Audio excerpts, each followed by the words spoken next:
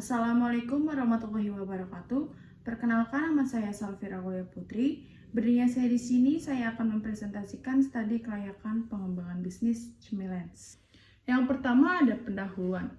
Basreng atau bakso goreng adalah cemilan khas Sunda yang terbuat dari bakso ikan yang diiris tipis dan digoreng. Populer di kalangan anak muda, basreng menawarkan berbagai variasi rasa dan tingkat kepedasannya, menjadikannya pilihan menarik untuk berbagai selera. Usaha basreng bertujuan menyediakan produk berkualitas tinggi, mendukung perekonomian lokal dengan menciptakan lapangan kerja, serta bekerja sama dengan pemasok bahan baku lokal. Inovasi dalam rasa dan penyajian diharapkan dapat menarik lebih banyak konsumen untuk menikmati cemilan. Visi memenuhi kebutuhan makanan ringan anak-anak dan dewasa, terutama mereka yang menyukai makanan pedas untuk meningkatkan mood. Misi yang pertama, membuat makanan pedas yang dapat meningkatkan produksi endorfin dan mengurangi stres. Yang kedua, menyesuaikan produk dengan kebutuhan anak-anak dan dewasa. Pastikan semua varietas aman dan lezat. 3. Menjamin bahwa pelanggan merasa puas dengan produk dan layanan perusahaan. Tujuan yang pertama, memenuhi kebutuhan konsumen, menyediakan makanan ringan yang lezat, berkualitas tinggi dan terjangkau bagi konsumen. Yang kedua, inovasi produk, menciptakan berbagai varian basreng dengan cita rasa yang unik dan inovatif untuk menarik pelanggan. Yang ketiga, pengembangan merek, membangun dan memperkuat brand basreng yang dikenal luas dan memiliki reputasi baik di kalangan konsumen. Lalu ada sasaran. Yang pertama, sasaran penjualan, mencapai penjualan harian sebesar 4.365.000 dan menambah jumlah pelanggan tetap yang bisa dilayani sebanyak 291 orang. Yang kedua, sasaran produk, meluncurkan 4 varian rasa dan mendapatkan sertifikasi halal dan izin BPOM. Yang ketiga, sasaran pemasaran, meningkatkan pengikut media sosial dan mengadakan acara promosi di berbagai lokasi strategis. Aspek legal, identitas perusahaan. Yang pertama, nama perusahaan Cimilens. Yang kedua, merek dagangan Cimilens. Yang ketiga, jenis usaha perdagangan. Yang keempat, kegiatan usaha memproduksi dan menjual belikan basreng. Yang kelima, alamat Jalan Mawar Indah, Cikarang Utara, Jawa Barat. Yang keenam, pemilik saya sendiri, Salvira Aulia Putri. Lalu yang ketujuh ada logo, keterangan logo, bentuk utamanya yaitu bulat, warna dasar coklat dan krem, gambar lingkaran, huruf Cimilens, nomor telepon 0823 6593 8250 dan email cimilens@gmail.com. Dan di sini ada struktur organisasinya. Lalu di sini ada beberapa job desk. Yang pertama ada pemilik usaha, mengembangkan visi dan misi di toko, menjamin bahwa operasional berjalan.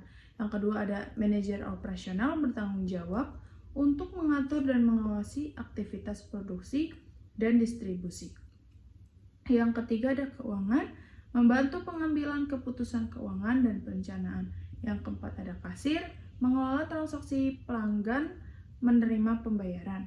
Yang kelima ada produksi, merencanakan jadwal produksi dan mengatur sumber daya yang diperlukan, pengetahuan tentang teknik produksi dan menjaga pengawasan selama proses produksi. Yang keenam ada staf produksi, memproses pengolahan makanan. Yang ketujuh ada live online shop, mempromosikan barang yang dijual secara online. Yang kedelapan ada pelayan konsumen, menyediakan informasi atau layanan yang berkaitan dengan barang atau jasa yang dijual sesuai dengan kebutuhan pelanggan. Yang kesembilan ada pelayan toko, memberikan pelayanan pelanggan yang baik, termasuk menyambut dan membantu pelanggan. Yang kesepuluh ada packing, mengemas produksi dengan aman untuk pengiriman sesuai standar perusahaan, memastikan semua barang tercatat dengan benar dalam sistem inventaris sebelum dikirim. Ketelitian dalam pekerjaan manual. Yang ke-11 ada kurir, mengirimkan pesanan konsumen. Yang ke-12 ada cleaning service, menjaga fasilitas dan kebersihan, dan yang terakhir ada security dan keamanan. Aspek pasar dan peluang pasar. Yang pertama, analisis potensi pasar. Potensi pasar yang dilayani 2.113 orang, tetapi perkiraan yang dapat dilayani kisaran 70%, yaitu 369 orang. Dikalikan belanja 15.000, maka peluang pendapatannya yaitu 5.535.000 per hari. Yang kedua, segmen yang dipilih. Dari segmen yang di atas, maka yang terpilih hanya 4 segmen saja. Perkiraan pelanggan yang dapat dilayani kisaran 70%, yaitu 291 orang per hari. Maka pendapatan belanja 15.000 yaitu 4.365.000 per hari. Selanjutnya, analisis PESTEL. Yang pertama di sini ada PESTEL kelayakan bisnis, dan yang kedua ada PESTEL kuantifikasi. Aspek teknik dan teknologi. Yang pertama, di sini ada pemilihan lokasi, kebutuhan usaha, jenis biaya, dan keterangan lainnya. Maka yang akan dipilih oleh usaha Cimilens yaitu di Desa Simpangan. Lalu yang kedua di sini ada desain tata letak. Yang ketiga ada peralatan produksi dengan total harga 57.017.500 dengan umur ekonomis 5 tahun. Yang keempat ada biaya bahan baku dengan harga 67.050.000.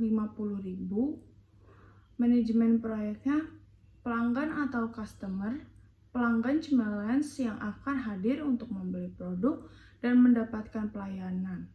Pemasok atau supplier, perorangan atau perusahaan yang menyediakan bahan, peralatan, dan produk yang akan diolah atau dikerjakan di Cimilens.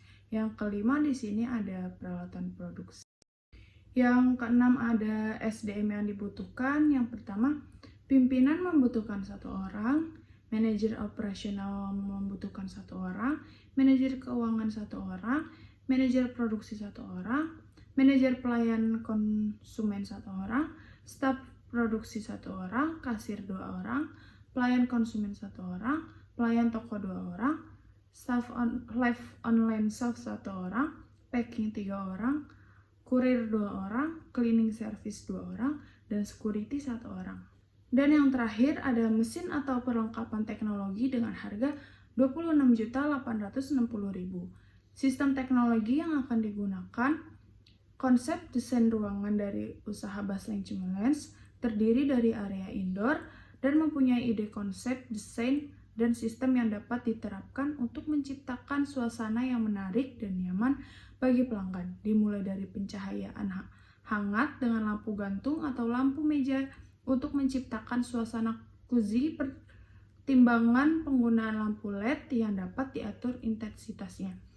Teknologi informasi yang akan digunakan, yaitu teknologi informasi yang akan digunakan manajemen, harus menyiapkan sistem aplikasi pembantu komputer atau software, agar bagian-bagian organisasi bekerja secara efisien dan efektif. Bagi berikut membutuhkan sistem aplikasi cash register, inventory control, sistem gaji karyawan dan data karyawan, aplikasi keuangan, office automation, email system. Lalu ada aspek finansial. Yang pertama ada investasi, total harganya 1.255.517.500 perak, dan total penyusutannya yaitu 40.825.875 perak. Yang kedua ada modal kerja dengan total 60.050.000 rupiah. Yang ketiga ada modal dibutuhkan, totalnya 1.740.035.000 rupiah, dan total penyusutannya 42.399.250 perak. Modal sendirinya 1.740.035.000, modal pinjamannya 0, modal dasarnya 2 miliar, modal ditempatkannya 1.850.000,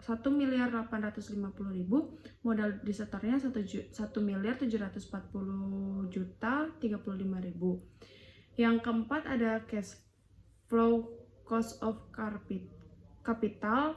Bagian pertama penyusutan laporan laba atau rugi dan aliran kas masuk, yaitu totalnya 708.728.500 perak. Bagian kedua ada cash flow dengan total IT-nya 2.370.671.500 perak. Total profits-nya 4.110.706.500 perak dan PV of profits-nya 2.389.620.289 perak. Lalu yang kelima ada analisis kelayakan. Bagian pertama ada BEP dengan total BEP unit, totalnya 26.816 unit dan BEP rupiah totalnya 12.551 rupiah. Jadi usaha yang mencapai BEP pada saat produk dijual dengan harga 12.551 perak sehingga pada saat dijual dengan harga 15.000 sudah mendapatkan keuntungan. Bagian kedua ada payback period. Pengambilan investasi adalah 2,4 tahun. Bagian ketiga ada ARR mendapatkan 5,8%, dibulatkan menjadi 56%. Bagian keempat ada NPV. NPV yang dihasilkan positif atau baik, sehingga investasi akan menguntungkan sebesar 710.085.289 perak. Lalu ada IRR dengan total perkiraan besarnya PP adalah 2,116. NPV dengan A1 35%, nilai NPV positif yaitu 5.022.012.183 perak. NPV dengan A1 40%, nilai NPV positif yaitu 78.360.759 perak. Perbandingan NPV dengan DF 35% dan 40% dengan total IRR yaitu 35,50 dibulatkan menjadi 35,50%. Dari hitungan di atas maka batas maksimal menjadi 35,50%. Lalu ada probabilitas indeks yaitu PI-nya 1,4 dan simpulan hasil kajian finansial dapat disimpulkan bahwa rencana untuk membuka usaha Cimilens layak karena dari keseluruhan perhitungan kelayakan proyek semua baik. Dan terakhir ada kesimpulan, Cimilens telah memenuhi semua persyaratan hukum di Indonesia, termasuk izin usaha dan kepatuhan terhadap regulasi produk serta perlindungan konsumen yang memberikan landasan kuat bagi keberlanjutan usahanya. Pasar menunjukkan potensi signifikan dengan target yang mencakup masyarakat umum dan mahasiswa, didukung oleh strategi pemasaran yang efektif.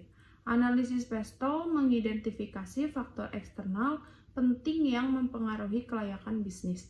Pemilihan lokasi dan teknologi yang tepat juga krusial untuk operasional.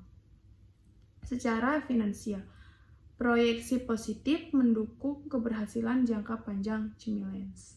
Sekian dari saya, kurang lebihnya mohon maaf. Wassalamualaikum warahmatullahi wabarakatuh.